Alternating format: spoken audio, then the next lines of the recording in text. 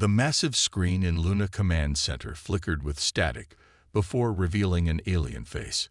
The creature had gray skin, 4 eyes, and what looked like golden scales around its neck. Admiral James Miller stood straight, his weathered hands clasped behind his back as he faced humanity's first contact with the Galactic Empire. Primitive humans, the alien spoke in perfect English, making everyone in the command center tense up. "We are the Galactic Empire, rulers of 300 star systems. You will surrender your world to us, or face complete destruction." Miller didn't flinch. At 60 years old, with gray hair and battle scars from the Mars colony wars, he had seen enough to know when someone was making a mistake. He looked around the command center, noting the calm faces of his crew. They had trained for this day, even if they hadn't expected it so soon. "You have 48 hours to submit your surrender," the alien continued. "Any resistance will be met with force. We have never lost a conquest in 10,000 years." The screen went dark. For a moment, silence filled the command center. Then Miller turned to his second-in-command, Tom Wilson, a tall man with dark skin and keen eyes. "Get me Earth Command," Miller ordered, "and wake up the Mars Defense Force." Within an hour, military leaders from Earth and Mars gathered virtually in the Luna Command Center. The room's holographic projectors showed 30 of the most powerful people in human space, their faces grim but determined. "They don't know," Miller said, addressing the gathering. "They don't know what humans are capable of." General Laura Hayes, head of Earth's armed forces, nodded. "Their scans probably showed our visible military assets, the orbital platforms, the lunar base, the Mars colonies, but they missed everything else. The underground factories," added Colonel Robert Green from Mars. "The drone swarms," said another officer. "The quantum shield network," added a third. Miller walked to the center of the room, his footsteps echoing. Above him, a holographic display showed Earth, Mars, and the surrounding space. Red dots appeared, marking the positions of the imperial ships. "They think they're dealing with a simple planetary civilization," Miller said. "They don't understand that we've been preparing for this moment since we first looked up at the stars. They don't know that every science fiction story, every space movie, every alien invasion book has been a training manual for our species." The military leaders nodded. Humanity had never stopped preparing for this possibility. Even as they explored space peacefully, they had built defenses. Even as they established colonies on Mars, they had developed weapons. Not because they wanted war, but because human history had taught them to be ready. "What about the civilian population?" asked Hayes. "Initiate Protocol Omega," Miller commanded. "Move them to the underground cities. We built them for this reason." Within hours, cities across Earth began their practiced evacuations. People moved calmly to massive underground complexes built decades ago under the guise of subway expansions and mining operations. On Mars, colonists retreated into the deep bunkers beneath the surface. In orbit, automated factories that had been dormant for years came to life. They began producing combat drones, guided by advanced AI systems that humans had carefully developed and controlled. The quantum shield network, hidden in plain sight as communication satellites, powered up silently. Miller watched the preparations from the Luna Command Center. The Empire's ships hung in space like arrogant predators, unaware that they were dealing with humanity's most carefully hidden strengths. "Sir," Wilson called out, "the Empire's ships are moving. They're taking up attack positions." Miller nodded. He had expected this. The Empire wouldn't wait 48 hours. Their threat had been a formality, nothing more. "Let them come," Miller said quietly. "We'll show them why humans write so many stories about beating impossible odds. We'll show them why every human child grows up learning about underdogs who win against powerful enemies." He turned to his communications officer. "Send them our response. Just 3 words." The officer nodded, understanding. Across the vast distance of space, a simple message traveled to the Imperial fleet. "We advise, The Imperial commander slammed his fist on his throne-like chair, making his officers jump. His 4 eyes narrowed as he read the human's message again. "We advise. Run. They dare mock us," he growled. "Show them the recording from planet 247. A screen appeared, showing an alien world burning under Imperial weapons. The commander smiled, his golden scales gleaming under the ship's lights. He had conquered many worlds this way. Earth would be no different. Back on Luna Base, Admiral Miller watched the Empire's ships through the command center's giant window. They were beautiful in a deadly way, their golden hulls shining in the sunlight. But Miller knew something they didn't. Humans had spent centuries preparing for this moment. "Sir," Tom Wilson called out, "the Empire just sent us a video message. They're showing us one of their conquests." Miller shook his head. "They think fear will make us surrender. Play our response." The screens lit up with Earth's message. It wasn't a speech or a threat. Instead, it showed quick scenes from human history. Soldiers landing on beaches under heavy fire, tanks rolling through cities, fighters screaming through the sky, and armies facing impossible odds and winning. "Add the Mars war footage," Miller ordered. The video switched to scenes from 10 years ago, when humans fought their first space war. It had been Earth against Mars, brother against brother, teaching humanity hard lessons about space combat. The Empire wouldn't know that the Mars War had been humanity's practice run for this very day. In his flagship, the Imperial commander watched Earth's response with confusion. His intelligence officer, a thin alien with pale skin, stepped forward. "Sir," the officer said, "their weapons seem primitive compared to ours. But there's something strange. They fight differently." "Different how?" the commander asked. "Most species we conquer fight for glory or land or resources. These humans, they fight like cornered animals. They never give up. Look at these battles. Even when they're losing, they keep fighting." The commander waved his hand dismissively. "It doesn't matter. Send in the first attack wave. Standard conquest protocol." On Earth, people watched the sky through the clear domes of their underground cities. Parents held their children close, but they weren't panicking. For generations, humans had built these shelters, trained for evacuations, and prepared for this day. In orbit, Earth's satellite network quietly tracked every Imperial ship. Hidden factories on the moon's dark side produced thousands of combat drones. On Mars, defense platforms powered up, their weapons hidden under what looked like solar panels. "They're moving into attack formation," Wilson reported. "Standard Imperial pattern, just like our spies predicted." Miller nodded. The Empire had conquered so many worlds that they had become predictable.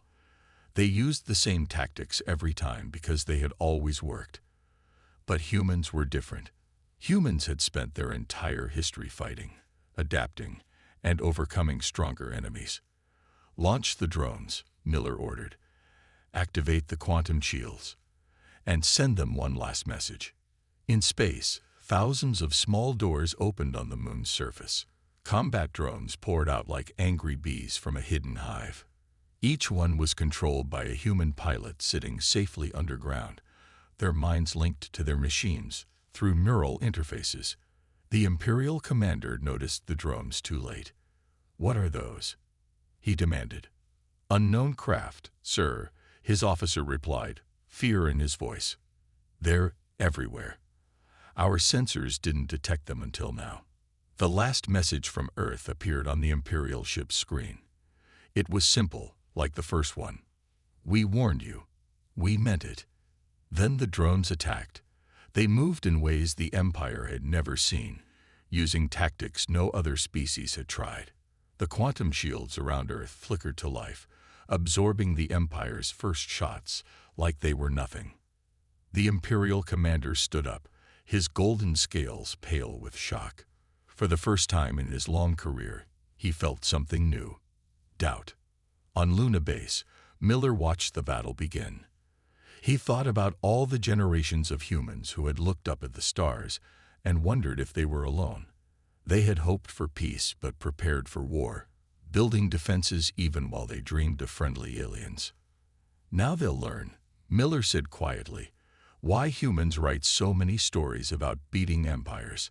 Behind him, Earth's forces moved into position, ready to show the galaxy why they had warned the Empire to run. Space lit up like 1,000 suns as the battle began. The Imperial ships fired their golden beams, expecting an easy victory. Instead, their weapons splashed harmlessly against Earth's quantum shields, creating beautiful waves of blue light. Impossible. The Imperial commander stepped back from his view screen. These primitives shouldn't have shield technology. His tactical officer's voice shook. Sir, we're detecting more ships launching from behind their moon. Earth's response came not in words, but in action. The human combat drones swarmed through space like angry hornets. Unlike the Empire's rigid battle formations, these machines moved in chaos patterns that the Imperial computers couldn't predict. In the Luna Command Center, Admiral Miller watched the battle through the massive windows. Next to him, Tom Wilson coordinated with the drone pilots. All drone squadrons, attack pattern Delta, Wilson commanded, just like we practiced. The neural-linked pilots, sitting safely in underground bunkers across Earth and Mars, moved their drones with the precision of a dance. Each pilot controlled 5 drones at once, their minds connected directly to their machines. What looked like chaos to the Empire was actually a carefully planned battle strategy. Sir, an Imperial officer shouted, they're small ships. They're getting through our shields. The commander watched in horror as the human drones found gaps in Imperial defenses that shouldn't have existed. The Empire's warships were built to fight large vessels, not swarms of tiny, agile fighters. One of the largest Imperial ships exploded, torn apart from the inside by drones that had slipped through its shield gaps. The explosion lit up space like a new star. How? The commander demanded. How are they doing this? On Earth, people watching through underground viewing screens cheered as the first Imperial ship fell. In the Luna Command Center, Miller allowed himself a small smile. Launch the second wave, he ordered. Show them what else we've been hiding.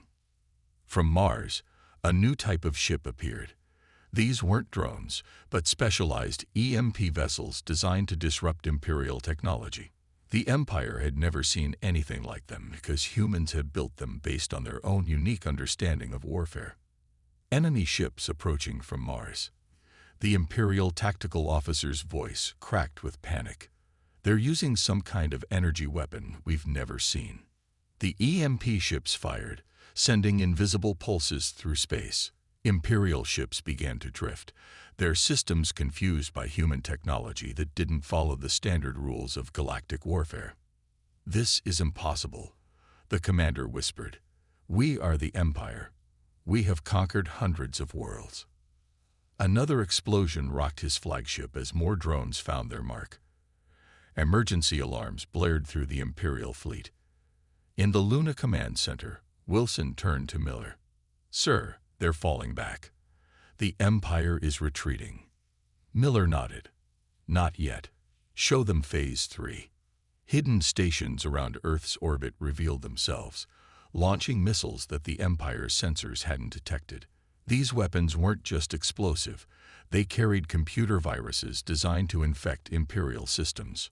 Unknown projectiles incoming. Imperial officers shouted as their screens began to flicker and die. The Imperial commander watched his mighty fleet fall into chaos. The humans fought like no species they had ever encountered. There was no honor in their tactics, no traditional formations, no respect for the standard rules of space combat. They fought to win, using every trick and tactic they could think of. Full retreat, the commander ordered, his voice heavy with disbelief. Return to Imperial space. As the Imperial ships fled, leaving their damaged vessels behind, Miller sent one last message to the retreating commander. This was just our first line of defense. Come back, and you'll see why humans are the only species that practices war even in times of peace. The battle was over. Around Earth, The quantum shields shimmered with power. The drone pilots disconnected from their neural links, tired but proud. On Mars, the EMP ships returned to their hidden bases. In the Luna Command Center, Miller looked at the debris of Imperial ships floating in space. "They'll be back," Wilson said quietly. Miller nodded. "Yes, but next time they'll know what humans are capable of. Send word to Earth and Mars. Begin preparing our counterattack." The Empire thought they were starting a conquest. He paused, looking at the stars. Instead, they just started humanity's first interstellar war.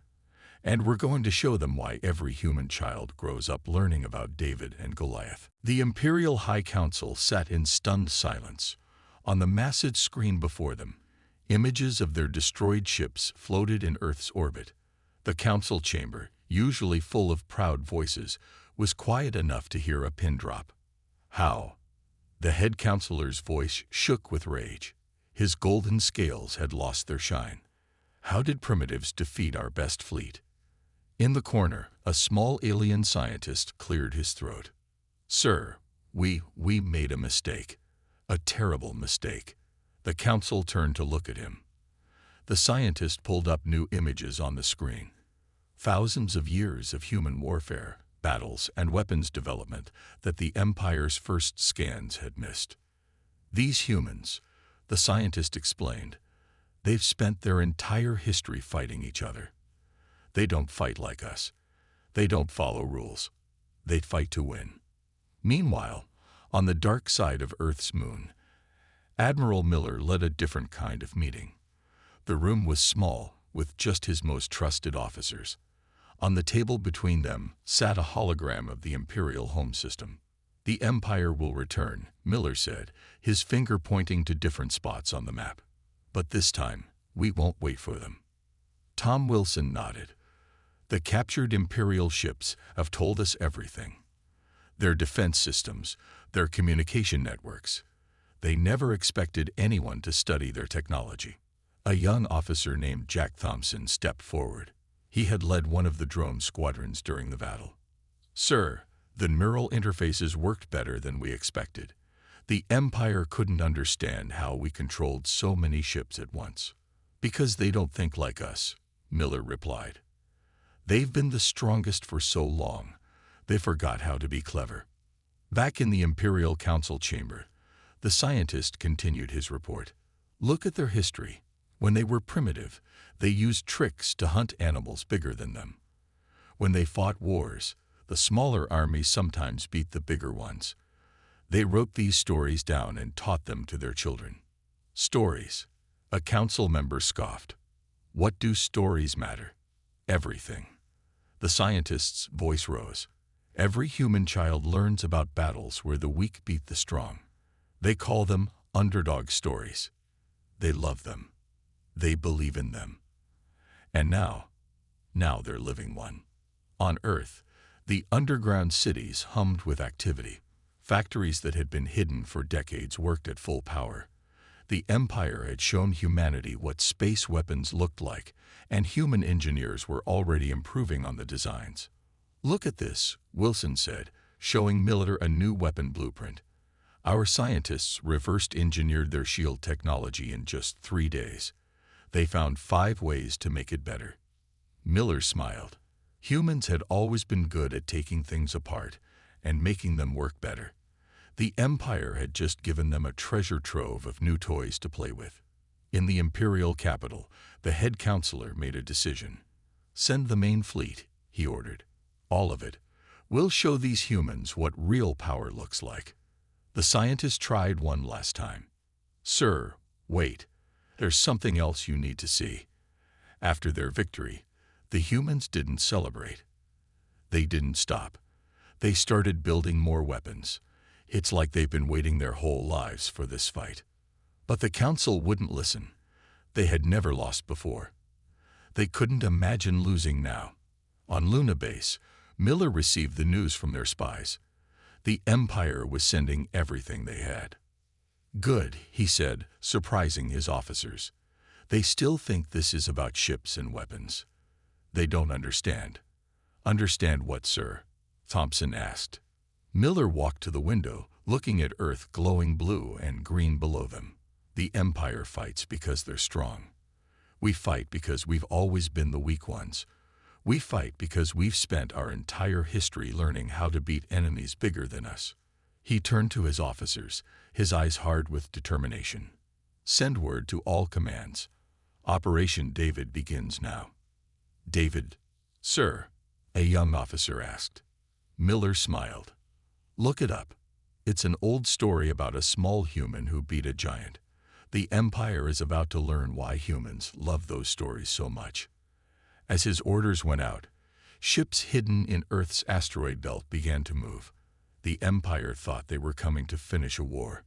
They didn't know that humans were just getting started. The Imperial main fleet appeared at the edge of the solar system, 10,000 ships strong.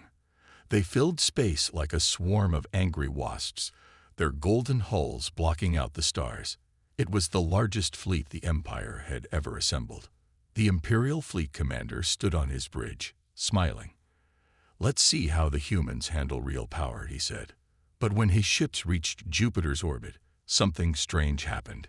His smile disappeared. Earth was gone. Not destroyed, just invisible. Where the blue planet should have been, there was only empty space. Mars, too, had vanished from their scans. In the hidden command center beneath Luna Base, Admiral Miller watched the Imperial fleet's confusion. Around him, officers tracked the enemy ships on special screens that could see through humanity's newest weapon, the planetary cloaking shield. They look lost, Tom Wilson said, allowing himself a small laugh. Should we show them we're home? Miller nodded. Launch Operation David. From behind every moon in the solar system, human ships appeared. Not just drones this time, but full battle cruisers that humanity had built in secret. Each one carried technology reverse-engineered from the Empire's destroyed ships, but improved by human engineers. Enemy vessels detected. An Imperial officer shouted, They're everywhere. The human fleet moved like no ships the Empire had ever seen. They didn't stay in formation. They didn't follow standard battle plans. Each ship acted independently, following strategies that seemed like chaos but were actually carefully planned. Remember, Miller's voice reached every human ship. We've trained for this our whole lives. Everything we've learned from thousands of years of warfare has led to this moment. The battle began. But this time, it wasn't just about defense. Human ships fired weapons that the Empire had never seen before. Electromagnetic pulses disabled Imperial engines. Computer viruses shut down their targeting systems. Quantum torpedoes bypassed their shields completely. How? The Imperial commander screamed as another of his ships exploded. How are they beating our technology? The answer was simple. Humans had spent centuries preparing for this fight. Every science fiction story, every war game, every military exercise had been practiced for this moment. From Mars's hidden bases, a new wave of ships launched. These weren't warships. They were boarding vessels, filled with soldiers wearing powered armor suits that made them stronger than any Imperial warrior. Time for Phase 2, Miller ordered. The boarding ships slipped through gaps in the Imperial fleet's defenses, using paths that human strategists had planned based on studying the Empire's battle formations. They attached themselves to the larger Imperial ships like remeras on sharks. Inside his flagship, the Imperial commander received desperate messages from his ships. Humans inside the ship. They're taking the engine room. They're using our own weapons against us. We can't stop them. The human soldiers moved through the Imperial ships like ghosts. Their powered armor let them break down doors, their neural implants let them hack computer systems, and their lifetime of training made them unstoppable in close combat. In the Luna Command Center, Miller watched as ship after ship fell to human forces. The Empire's mighty fleet was falling apart, their perfect formations broken, their superior technology turned against them. Sir, Wilson reported, we've captured 30% of their fleet. Our engineers are already stripping them down for study. Miller nodded. This was why humans had always been different. They didn't just fight. They learned. They adapted. They took their enemy's strength and made it their own. The Imperial commander watched in horror as his fleet crumbled.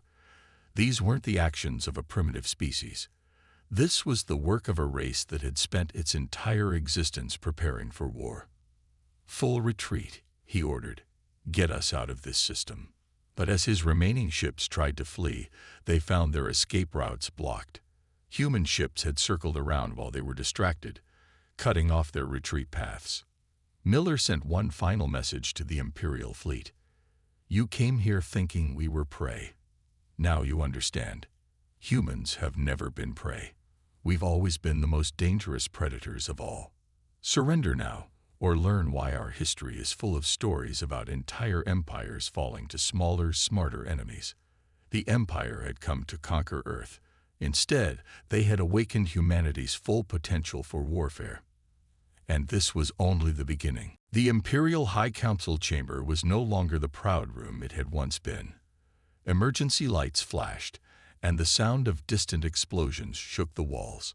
On their screens, they watched as human ships appeared in system after system.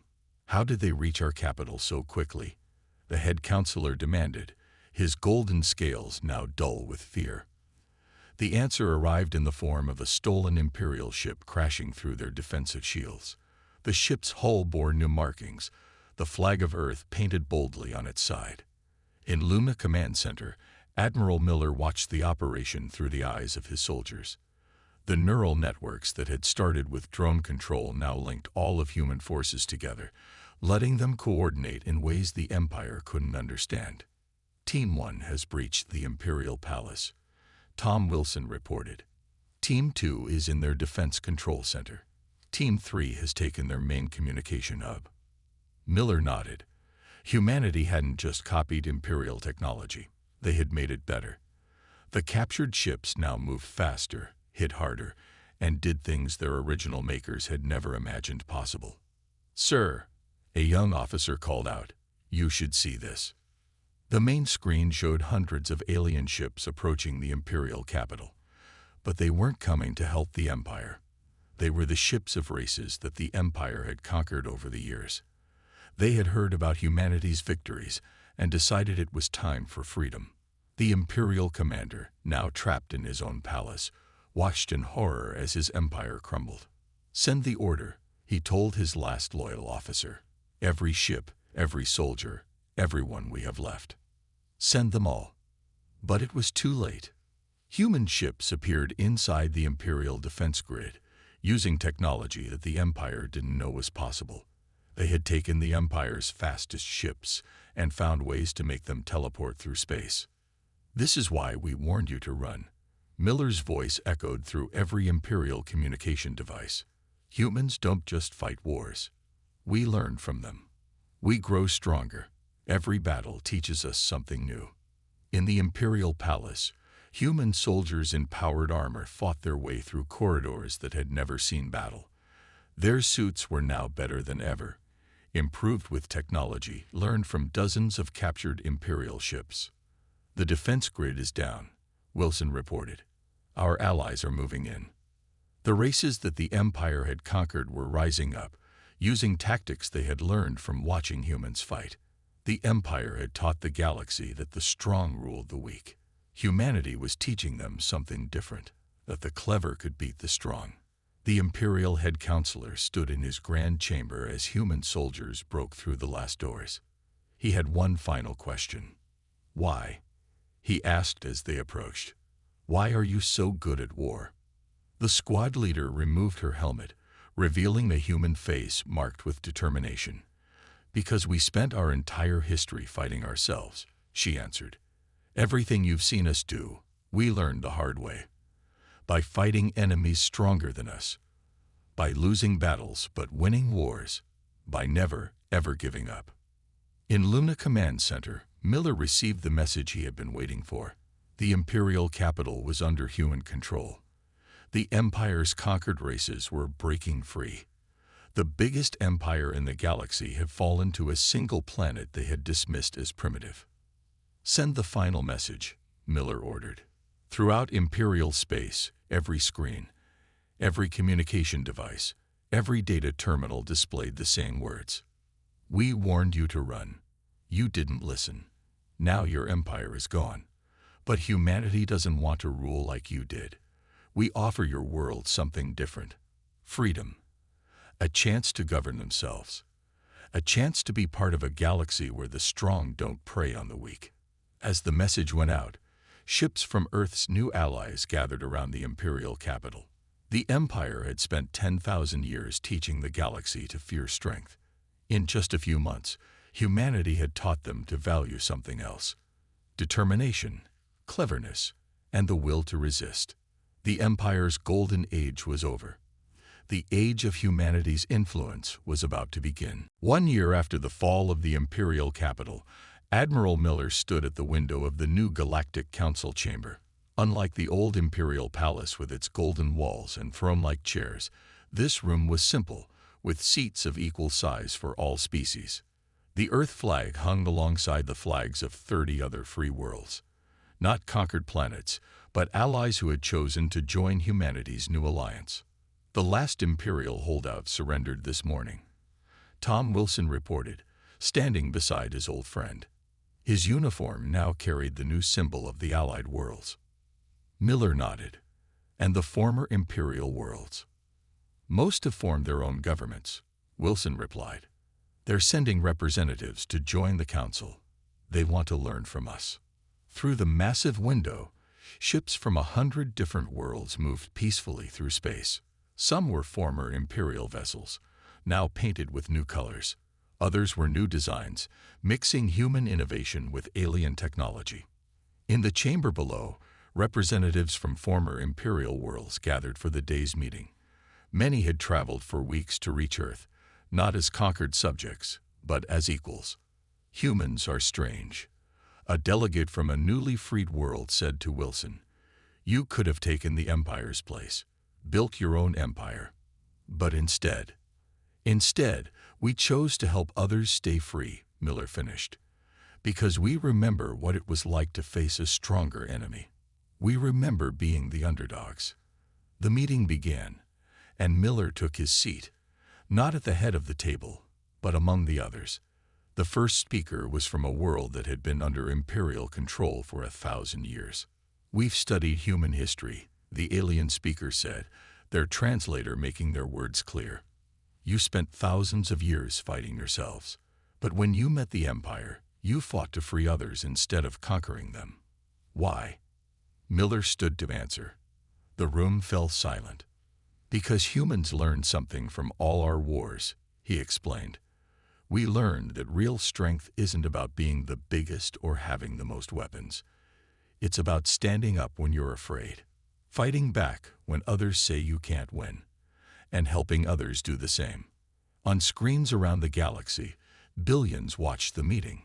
Former imperial citizens, now free to choose their own paths. Former imperial soldiers, now learning to protect instead of conquer. The Empire ruled through fear, Miller continued.